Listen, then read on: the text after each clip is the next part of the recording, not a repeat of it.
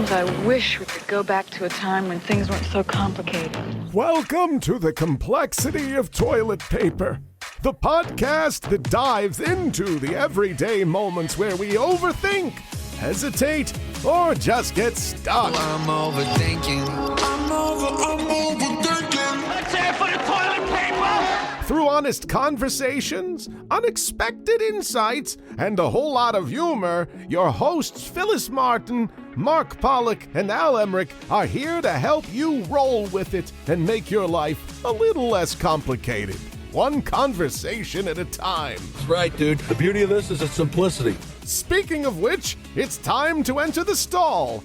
Put the lid down, or not, depending. Get comfortable, and roll with it. Oh, worry not, dear friend. It's really quite simple. This is the complexity of toilet paper. Wham, bam, can I have another? Now, you may be saying, what a terrible way to introduce the beauty of the complexity of toilet paper. And right now, if you were looking at this or are looking at this on YouTube, you're seeing Phyllis is just aghast. But what she doesn't know is that I'm talking about the beauty of giving. Meaning, in our previous show that hopefully you've listened to, that this is following, we closed with a mic drop, thank you, Mark, that simply the act of changing one life was enough. And so I don't need another. I don't need to look for more. Although I sure would love that experience again, the experience of giving. This is the complexity of toilet paper. My name is Al Emmerich. I'm Mark Pollock. And I'm Phyllis Martin. Yes. And we have done some two-part shows. I think. Have we done two-part shows? Mm-hmm. Yeah. Well, we talk about it a lot. I don't know that I actually did it. But we're actually doing it this time because we just finished what Mark said when we finished the show was probably one of the most enjoyable, best shows we've done. And that was the show on giving, where we explored the complexity of giving. But when we got done, all three of us were like, well, what does that look like in real life? What does this complexity look like in real life? Like Mark, walking out of the show that we finished, that's aired already, like what were you feeling? What were you thinking? And what were you asking? You know, what was interesting to me and what I was feeling was I learned a lot just having that conversation around giving. And I don't think that I could have ended with the question that I ended with. I couldn't have pre-planned that. I had to go through that show. I had to listen about, what giving is and what giving isn't and how we give and give differently. Like I was so impacted by that conversation. And I feel like I walked away really learning a little bit more about the complexity of giving. I mean, I think it was a proper title for the show. I think it really has helped me shed some light, and I'm excited about today's conversation because I think we'll go even deeper into some of the areas that we discussed last time. Phil, what was on your mind, and what are you excited about for today's conversation? I think today's conversation is really going to bring it home. It's like a tangible example, a story or a few stories about the whys and hows of giving and the impact that can really have on a person and a community.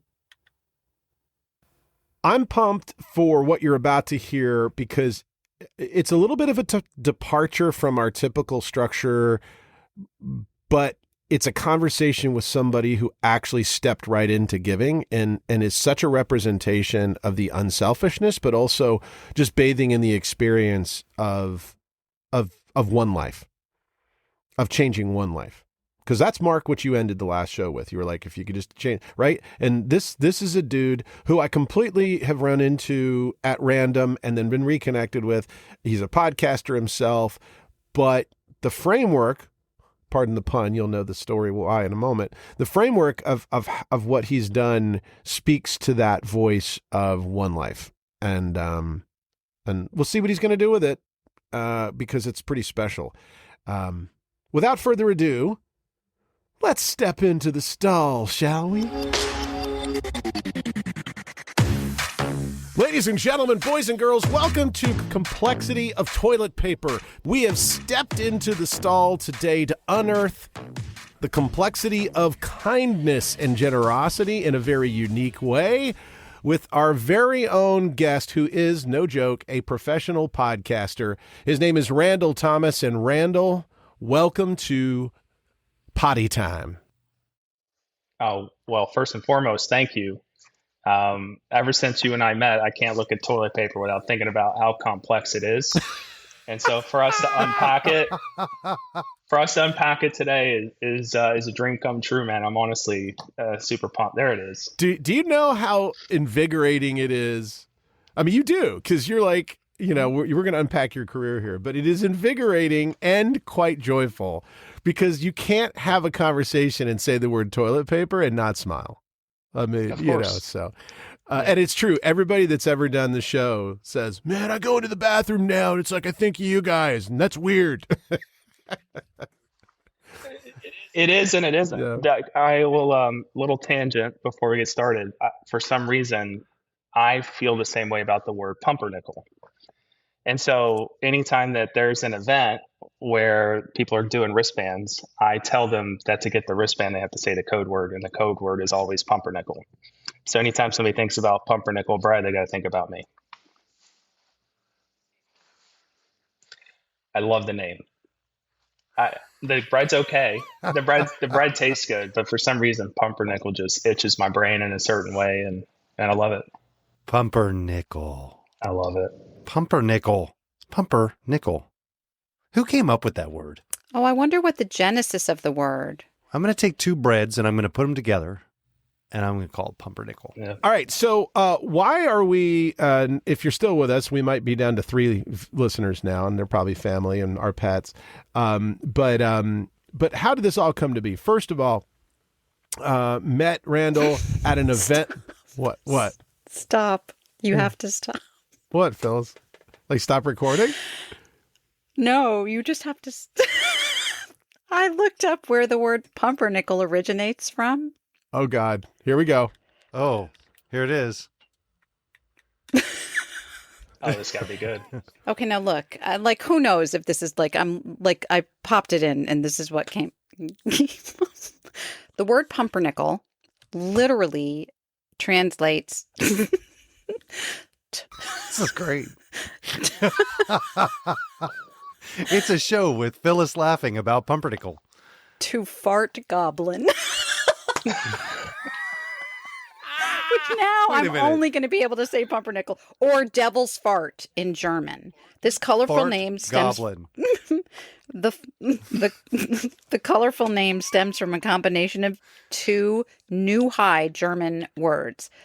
Pumpern, a German verb meaning to break wind or to fart, and nickel, a common name for Nicholas, which in older Germanic folklore referred to a goblin, a devil, or a malevolent spirit. Okay, that was fabulous. And now I too love the word pumpernickel. Fart goblin. Mm-hmm. Folks. I'm sorry to interrupt. That was wrong. No, That was a perfect introduction. Okay. Well, folks, if we go to European Street and order a Reuben on a fart goblin, I wonder what they would say. Record yourself when you do it. Yeah. I'd take the Reuben on a fart goblin, please. I'd say this show's I'm gone so to sorry to shit, interrupt. but we're already there. So anyway. Yeah. All right. So we'll re-cue this until we were so grandiosely Rudely interrupted. rudely interrupted by fart goblins. I meet Randall and at a charity event, we're like, dude, we should get together. You do podcasts, boom, boom, boom. A group of those same people reconnected literally almost to a year. And we meet in this cigar bar, we're catching up, and there's immediate like connective vibe of like, wow, what a great person. And then he starts to unpack what he's doing in the community. And I was mesmerized. Anyway, so Randall, tell us about yourself. What do you want the world to know about you in all your wonder? Thank you for letting me be here, and thank you for letting me tell the story of what the past few months have been like. I want to talk about who I am and then what I do. Those are two different things. Who I am is a Texan at heart. I was born and raised in Austin, Texas, in 1987. I spent my first 19 and a half years in Texas, joined the Navy, spent 9 years roughly touring the world, fixing airplanes for the world's greatest Navy. And it brought me here to Jacksonville, Florida, where I got out in 2014, continued to do the work on the base, but decided I wanted to do a little bit more in life. So went down a couple different pathways, which led me into podcasting, which we're going to talk about here in a second. It led me into entrepreneurship and the spirit of entrepreneurship, which is very important to me. And then it led me to the necessity of creating positive energy and flow on social media in a world that is consistently heavy every time we open up an application. LinkedIn, Twitter, Facebook, Instagram, it doesn't matter. Gas prices are high. We're very divisive about our government. People are being laid off in droves. We're being replaced by artificial intelligence. And everybody has an opinion about it. So what I wanted to do was find a way to take stories, meaningful stories, specifically around our small business owners, get them out into the universe. And then that kind of molded its way into community give back. So who am I? I am a God-fearing Texan who happens to be a Floridian, and I love it. Somebody who likes to speak with entrepreneurs as much as possible, the builders of our city, to discuss different topics around small business ownership, what it's like to employ people, the pressure around having to make payroll, and then how can we even out the world for those of us who have been blessed along the way to people who maybe have not been as fortunate due to lack of opportunity or whatever the case may be. That led us to this and to this conversation, and I'm very grateful to be here.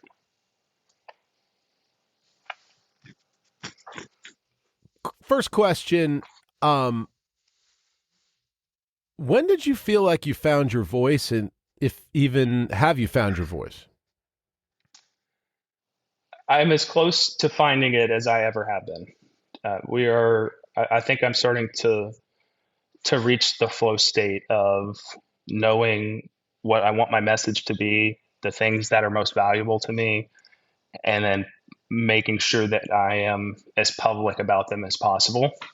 I do feel like every time that I have a conversation with somebody, I'm speaking from a place of passion and joy, as well as at this point, some of knowledge as well.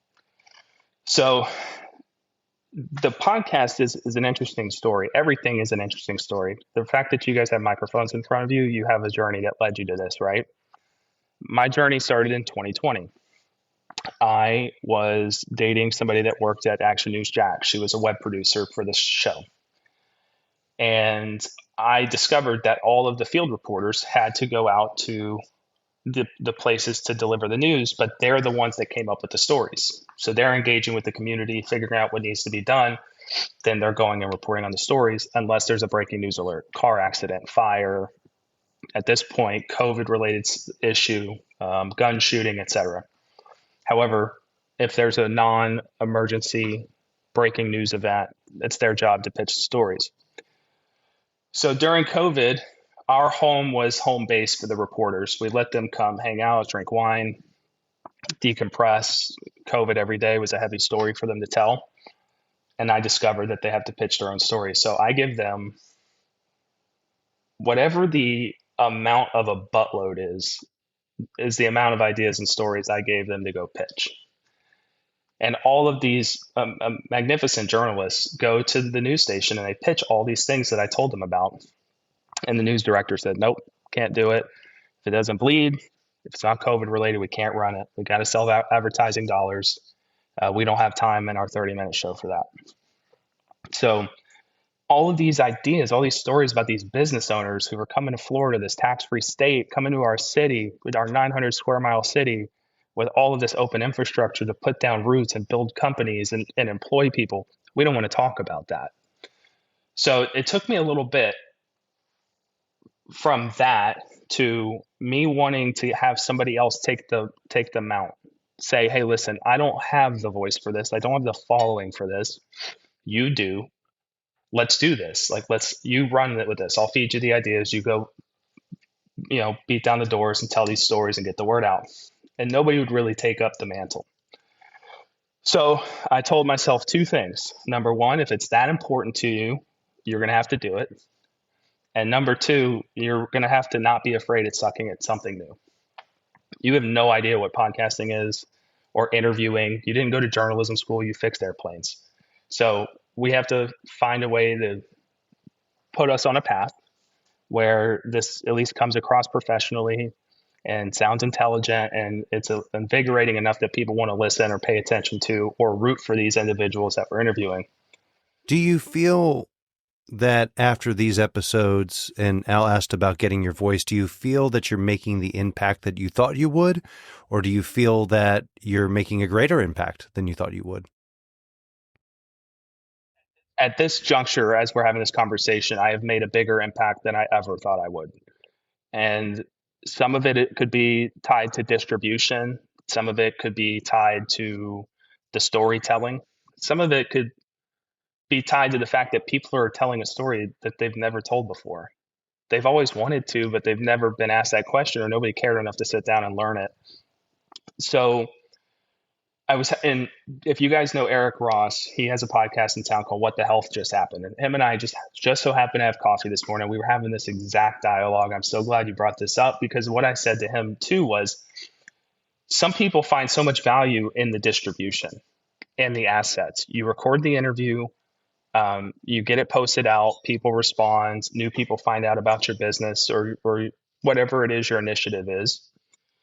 And some people care about getting the assets. You take a long form video, you chop it into short form content, you give it to them so that they can post on their own social media channels. But Eric does a lot in the healthcare space, and he's a Jacksonville heart-centered leader himself. For me, when I talk to these small business owners and entrepreneurs, and I explained them this morning, the value that they get is the experience. They love the distribution and they love the assets and that they can post these things. But the hour that we're sitting there talking is the most freeing, peaceful, enjoyable thing to them. And to me, that is the biggest blessing in all of this, is that, yes, I can get the word out, and yes, I can do X, Y, and Z. But, we've clipped them with a microphone and put a camera in front of them and asked them meaningful, thoughtful questions. And for them to be able to tell a story about what it was like to build before they got to this moment is an undeniable feeling for me. And it's created so much joy in myself and in my guests. So I would say, in the most long-winded way imaginable, I've done more impact than I ever thought I would. So we're going to talk about two lanes of complexity. One is, this podcast and what we're doing right now, kind of getting out of your own way. And then we're going to get to the nonprofit, which is really the crux of the show, the complexity of kindness. But your show is kindness in its own way, and I love the way you just articulated this. But when you have interviewed folks, this show's job is not to solve something. We're right now, we're not as worried about the viewers, listeners, whatever. I mean, we just want to crank the show out until we're ready to push whatever we want to push, right? No monetization, all that kind of jazz. We talked about that off mic, is that it's the joy of this experience, the joy of talking to Randall. What have you learned about the complexity of people telling their story? Because you're interviewing them, but you communicated it as a story. You're not a news show. I've listened to some of those interviews, and people get deep and emotional, similar to some of the things that happen in our show. So in your perspective as a podcaster, for those people who want to tell their stories, what's complex for them in your experience? Alf, I'll use you as an example. You specifically have built something. I'm obviously just coming up with a random example here, but let's say you built something that was very meaningful to you, Let's say that was to provide opportunity to others, but it took you 10 years to build this thing. This is your thing. And then along the way, you knew what the journey was like to get there, which means any entrepreneur will tell you that they never had it easy, right? There was something in the beginning, and there was definitely something in the middle that allowed them to have what's in the end. And they're in the grind. They are in the motion of building this business and what's the next thing and how do I capitalize on this? Are my systems in place? Am I hiring the right people? Do I have the right vendors? It's consistently a thing. It's an evolving mechanism that they have to continue to put all their effort into. Now, I force you to stop and recollect on the early years and say, okay, you have all of this now. You're grateful for it. You're smiling. You know, maybe you're driving a nicer car. Maybe you're taking the vacation you always dreamed of because you finally earned it. But what were you telling yourself at the beginning to convince you that this day would come? And I'm forcing you to relive an emotion that you've buried for a decade. The complexity for them is that I don't think they're expecting it. I think they're here to say, like, this is what I do. This is how I do it. And, you know, this is where we're going. And we want people to know about us, or that we want people to get on board with everything. But they're not saying, like, hey, man, out of the gate, this blew. Why did it blow? And what did you do to get through the suck? Because it all operates on a J curve, right? You start, you get excited, it sucks, and then it starts to get better, and then it shoots off. But most people can't get out of the valley. So talk to me about the valley. And the valley is the emotional part for them. You know, Randall, hearing you say that, it seems to me, and Al, you're right. We've had several guests on coming to this from different vantage points. But I think there's a truth that sits in the complexity of the build, right? It's just as you're describing. You're excited, you have a vision, you have all of the passion in the whole entire world and all of the energy. And then the reality, right? The interface with reality, which you aptly said in the beginning. I think for all of us who try something new, we have to recognize and own that there's going to be a period of, you suck at this. You don't know what you don't know, and you have to be willing to learn. And I think that's where the complexity comes in for people, because it comes out of the blue. I'm sure in retelling the story, right, there's the complexity of the emotion of having to go back and relive that, and then listening to you talk about it in this way. I think there's something also, and I'm attaching it to the kindness part, right? There's something really complex for me in your guests having to pull that out, to re-pull that out and really examine it. And then share it. When you were talking earlier, I couldn't help but think, what a lovely gift, not only for the entrepreneurial community, but for all of us who benefit from entrepreneurs. Because we've heard time and time again, and we're hearing it now just in a different way and at a different level, how hard that really is. And yet small business entrepreneurs arguably are the backbone of our communities. And I think it's really important that people understand what that struggle, moment to moment, not only during the build, not only during the sucky time, but even on the way up, how precarious entrepreneurship really is. Couldn't agree more for so many reasons. And the statistic that I read at the time was 54% of everybody employed in the United States is employed by a small business. So over half of the people who get to pay their rent and put food on the table are employed by somebody who decided to take a leap and start something new. Woo. So I feel like this is like an amazing segue to the kindness part, the other part of the story. I feel like these two things are tied. Are we referencing the foundation? Yeah, because I'm happy to yeah, I mean, because that was the triggering moment. Not that the podcast wasn't cool. I mean, but when we first talked, but when you dropped this on me and how you were, I called it filling in the gray. So take us from there, my friend. By trade, I'm a headhunter. I'm a recruiter. So I speak to unemployed people every day. It is a daunting topic. And like I said, some people are having a tough time paying bills. And a friend of mine, Clayton King, and I were having coffee, and we just said, we got to flood the online world with something so positive. Like, let's reintroduce some like serotonin into the world. Like, let's just get it out there. Love that. And it was on the heels of the Jacksonville Business Journal giving me the blessing of being 40 under 40, which is, it's right there. It means the world to me. And they announced that on March 4th. So if you know me, you'll know that I have a flair for the dramatic, which is 39 other people are going to walk up on that stage, accept their award, shake their hand, get their picture taken, go sit down at their table, and then the next day they're going back to work. Randall Thomas doesn't operate that way.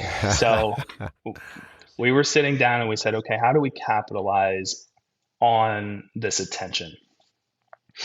So we decided, if we're going to do something positive in the community and we're going to use this as a springboard moment, let's do a big giveaway of sorts to somebody in need. We didn't know what that looked like, but we knew we wanted to do something positive. And it went through some iterations, but we sat down and said, we have PB and Jax. Let's go ahead and do the nonprofit arm of PB and Jax. And we have it filed as PB and Jax Giving, but I call it the PB and Jax Foundation.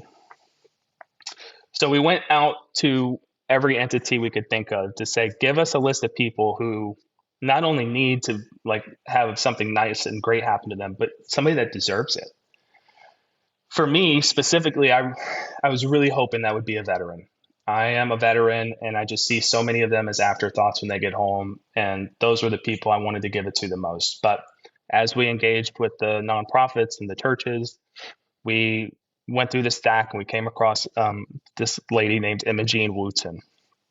Imogene is 88 years young, and she lives just north of downtown, just south of the north side. And she's lived in that home for 55 years. And she's been in this city for 84 years total. So she's been a pillar of Jacksonville. She spent a lot of years here. As I unpack Miss Jean's story, widowed, unfortunately, people at that age, it does happen, was fighting cancer. Also incredibly unfortunate. But the thing that really got me was all three of her sons have also passed away. So she's alone. She's by herself. She's in this house, which is the only thing that's been consistent for her for 55 years. And she's having a tough time walking. She's fighting cancer and she's going through it. And I said, this is the lady we need to take care of. And keep in mind, guys, I still didn't know what that looked like, but I was put in touch with her. We met with her. We found out that a few years ago, some contractors came out and said that they were going to fix her roof. They royally messed it up. And then they kind of like dashed with her money. When she went to the Better Business Bureau to try to get in touch with them, the company that was filed under no longer existed, and these guys had skipped town. So for the past 3 or 4 years, every time it rains in Jacksonville, which is a lot, water gets in the house. So we have an 88-year-old woman who can hardly move and who's battling cancer, and she's alone. She has nobody to call, and water's getting in the house. We walk in the house. The ceilings have been just completely rained through. There's holes in the ceiling. Everything's collapsed. Some of these rooms are zoned off completely. Can't go in there.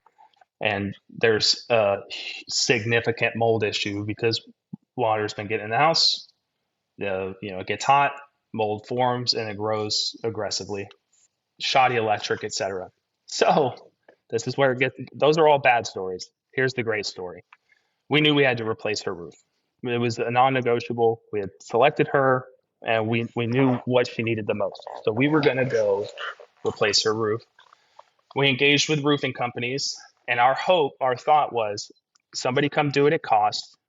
Somebody give us a break. We'll fundraise the money. We'll pay for the roof. What happened next is unbelievable, and I want to make sure that this goes back to the fact that our entrepreneurs and our small business owners are givers at heart. They built something special so that they could also give back. We'd come across a Wofford Roofing, which is owned by Jared and Justin Wofford, and we tell her story, and we're like, hey, listen, we're just looking to get a deal so that we can take care of this woman and make it like a great deal. We're going to do it on May 28th. We're going to give it away on May 28th. It's going to be a surprise to her. Everybody's going to think that they're coming to this 40 under 40 celebration, but we're going to surprise her with a new roof. Give us your best price. And they said, nobody's going to pay a freaking thing for this. Not 1 cent. You're not, she's not. We're going to replace the whole roof for free. We're going to replace the flat side of the roof that has all the big holes in it. We're going to do the parts, the labor. We'll pay the guys. We'll warranty it for life, and she'll never get wet another day unless she personally brings water in the house. Wow. Wow. I'm stuck. I mean, this is unbelievable.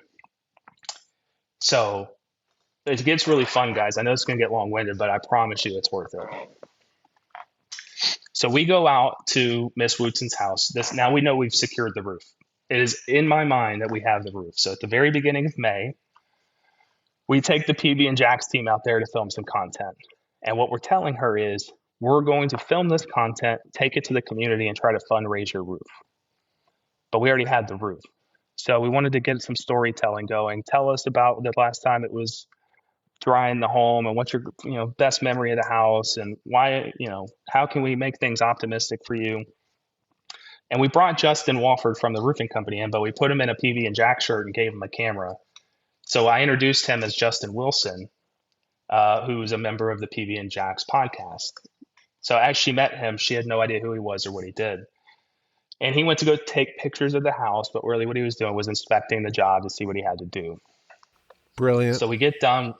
Yeah, we get done, we package it up, and, she's not very believing that we're trying to help her, or that we didn't have our own agenda, which I understand. It's a weird circumstance. Like, oh, these strangers are going to give me a roof. Yeah, right. But that's really what we were doing. And we had the date, May 28th. Get her to the block. Get her to come celebrate the 40 under 40 thing. When I go on stage to give my thank you speech, it's really going to be a speech about her. So we got Miss Wootson out to the block. She dressed nice, and she was like, I can't wait to celebrate you. This is such a great honor. I was, oh, thank you so much. So I get on stage. I had this whole slideshow that was dedicated to her. She had no idea. So after it said 40 under 40, we hit the slide, and it said, how do we give back? And we launched the PB and Jax Foundation on the spot, and we had already filed the paperwork, but it was legit. So we announced it to the world.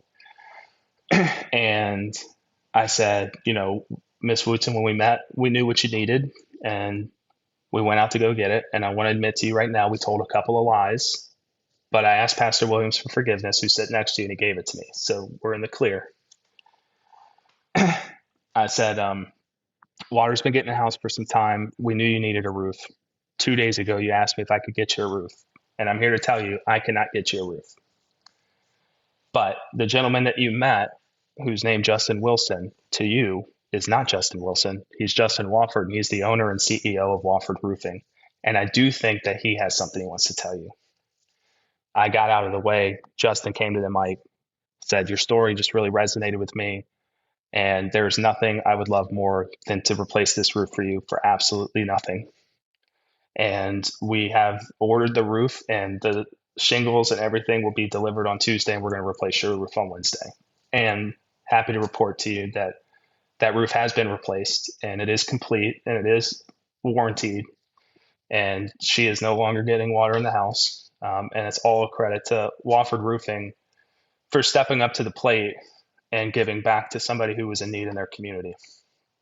So when the word got out that we were giving away the roof a couple days before, other companies started showing up saying, well, we want to give her something too. So we didn't just give her the roof.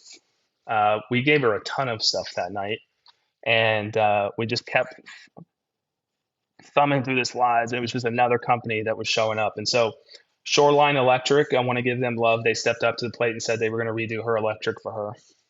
Paul Murray Oil donated 300 gallons of kerosene so that she could light her furnace over the next 3 winters.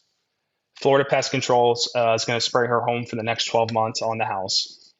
Like on the house as being free, not on her house. Pinnacle Communications Group is going to install home security and do 2 years worth of monitoring for free. on the level home inspections are kicking in the inspection. Mold Medics is doing all the mold mediation to get the black mold out of the house and get fresh drywall up. The painting connectors are going to go back out there and repaint our house once the new drywall is up.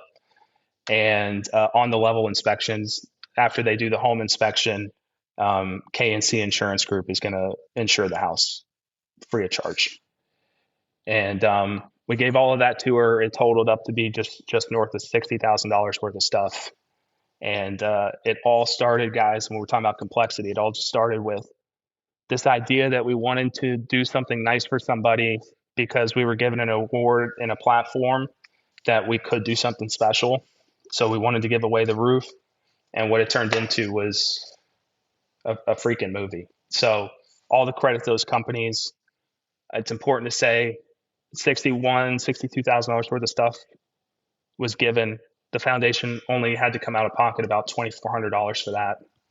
So all of the companies and all of these business owners deserve 100,000% of the credit because they showed up for their community and for somebody who was in need. And I just, nothing but a blessing across the board. Randall, that is, it escapes definition. I mean, other than to say it is kindness. Was there a point where it got more complex than you realized? And did you ever figure, wait a minute, this thing's gotten out of hand? It was tough to believe it was real.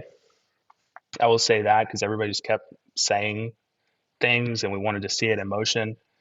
I will tell you, just for the sake of the show, when we're going to talk about complexity, Emma Jean Wootson is not special in the fact that she's the only person in Jacksonville that needed a roof. There are tens of thousands of people who have the same circumstance she does. The difference between what we were able to do and what these other people are attempting to do is they're going through city initiatives or nonprofit initiatives with bureaucracy and red tape out the yang. They're slow, methodical processes that involve so many layers of complexity and so many signatures and so many approval stages that by the time they get this new roof or they get this new anything, it is so late and the damage could quite literally already be done. And what I love about what we did was we didn't have to go through any hoops. We said, you need a roof. We got your roof. We installed the roof. We got out of the way. And it just worked. It just happened. So there is a huge complexity in giving because unfortunately you have to go through very particular verticals to achieve the giving you want to. But when you don't tie yourself to a specific entity, just get up and do what you want. I mean, that was probably the greatest thing is there's a simplicity in giving as well if you escape the complexity. Phyllis, I have been dying to ask you since I first heard this story from Randall. Well, first, let me just drop this really quick. Then I want to get the question to you, Phyllis. What you just said, Randall, there's a simplicity in the giving that this goes back again to a reoccurring theme of just do it. Like, as big as it is, sometimes it's just a matter of flipping the switch and doing it and not thinking through all the what ifs, all the, well, it could do this and it could happen this, you just did it. You just said, okay, I'm going to take that action regardless of what the motivation was and how it ended up being. And I think that's where we overthink trying to think of all the angles, all the barriers, what could be versus just taking that first step. Phyllis, you've worked in community service for so long, obviously your years with United Way. When you hear this story, I'm just curious what comes to your mind, because there is a bureaucracy in government. There's sometimes the heavy bureaucracy even in the nonprofit sector and how the money's distributed and stuff. What is your take on that? I think many things can be true at the same time. And there's absolutely no doubt, what I'm hearing you say is and I agree with you, there should be a lot of weight given to action. We should understand that there's an urgency when it comes to people and when it comes to need. So it's lovely that there are foundations and organizations that can react in time in real moments when that's needed. So I don't think it's an either or. I think there are organizations that do what they do in the way that they do it for many reasons. And I hate to say this, but tied back to where they get their funding from. I'm not talking about state or governmental entities, because that, you could do 72 shows on that. But a lot of times foundations themselves become the problem because they just do, whether they want to see particular outcomes or they have their own particular point of view. So, what I'm hearing in this is, there's a lot of complexity when it comes to giving. There's the complexity of, are you giving are you doing something because it's coming from your lens and your vantage point, versus asking the person what they need and whether you agree with it or not, making sure that they're getting what they need, which opens up a space for dialogue and conversation that can go in many perfectly lovely ways. There's a complexity in giving if you have a particular agenda and think that there's something that's going to come out of that. If only, I'll do this if only, right? There's a complexity in giving sometimes due to the readiness of the person or individual or organization that you want to help. And sometimes you have to hang around long enough to suss out what that is. But all of that to say, I'm going to say two things. In this story, in this instant, there was a bias toward action, and that was really, really needed. And it just sounds like that people came together and said, we get it, we see it, we're not going to tolerate it, not today, and we're going to find a way to actually make that happen.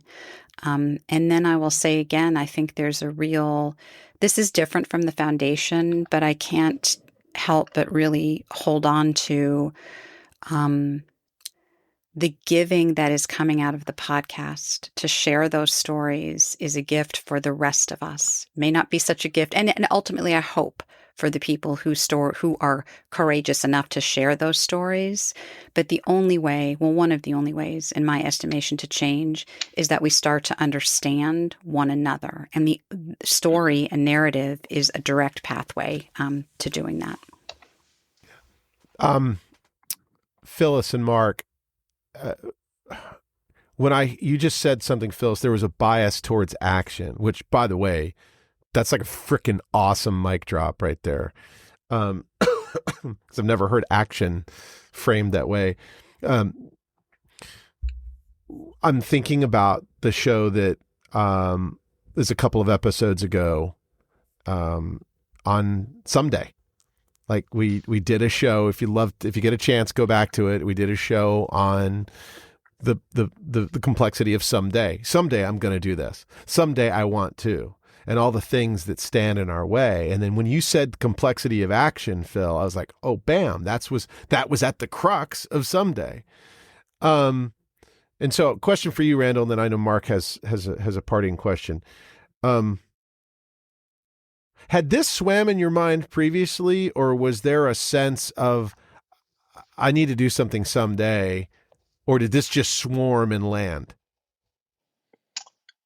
I've always had the belief that I needed to do something to give back. So that has always been percolating. The 40 Under 40 award gave me a launch pad to capitalize on the exposure. And the ceremony, which turned into an after party, gave me, which is probably equally important, a deadline. Which was no matter what we do, this thing is happening on the 28th of May, and we're giving away a pen or we're giving away a roof, and something's being given away on the 28th, which forced us every week to do something actionable to get us there. So Clayton, who's the VP of the foundation, we sat down every Sunday at 8 a.m. for 2 hours. And we said, what do we have to do this week to get us closer to the 28th? And from Sunday to Saturday, we operated on those things. The following Sunday, we did the next batch. And so, yes, there was a bias towards action, and we had a deadline. So if you can self-impose a deadline, I think it'll launch you in that direction. To answer your question, though, It had always been percolating, but this kind of took action very quick once the list came out. Well, I've got a kind of a follow-up question for you based on that, which is navigating the complexity that we've talked about, navigating those conversations of complexity, then bringing people back to a spot where they had to make difficult decisions, the complexity of raising money and helping a fellow citizen. If you were to impart 3 quick lessons to our audience to say, if you're in this space, or in one of these situations, regardless, something that maybe is even holistic to the entire story, what are 3 things that you would want our listeners to walk away with from this conversation? There's nothing keeping you from doing it. Literally nothing. Okay. And it's amazing how we can convince ourselves that there is. It is incredible how easy it is to tell us, yeah, but, yeah, I don't have the money. Yeah, I don't have the network. Yeah, I don't have the relationships. For every person that's lost 100 pounds, they started by losing 1. So you can just do it. 2, and I alluded to this earlier, you cannot be afraid to suck at something new. Everything you have ever done in your life, you sucked at the minute you did it. But you did it over and over and over and over again. All of a sudden, you became good at it. You read your first book after you wrote your first word. It always was a journey. And you didn't become an expert lacrosse player by, throwing your first lacrosse stick across the garage. Like you had to do it over and over again. It was repetition. And 3, you have to build a tribe around you. You have to have unfettered support to get you to where you're trying to go. Could be giving, could be a podcast, it could be a business, could be whatever. But whenever I decided to post PB and Jacks, it was such an emotionally frail place that I said, I will do this, but if I get 1 negative comment across the first 10 episodes, I won't do it anymore. I was that frail. And I just had a tribe of people that were like, we're not going to let you fail. We're not going to let you lose. And so every time I posted an episode on LinkedIn, the same 40 people jumped in to like and comment and talk about how great it was. So you have to, just take the action, build the tribe, and don't be afraid to suck at something new. And as long as you're living every day towards your moment that you're trying to go towards, like if you want to build a great following or you want to become a thought leader on something, start with the first post, grow and evolve as an individual, and then, the content will follow.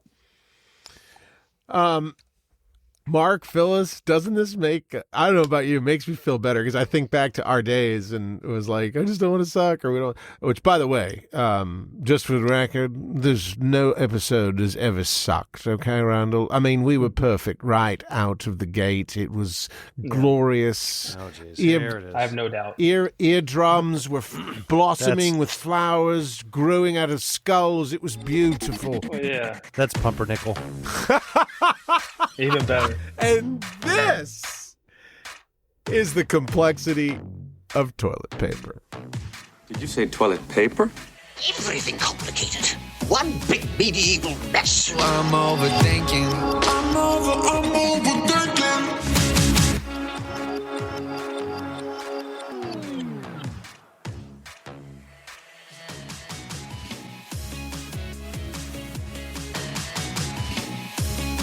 I'm overthinking. I'm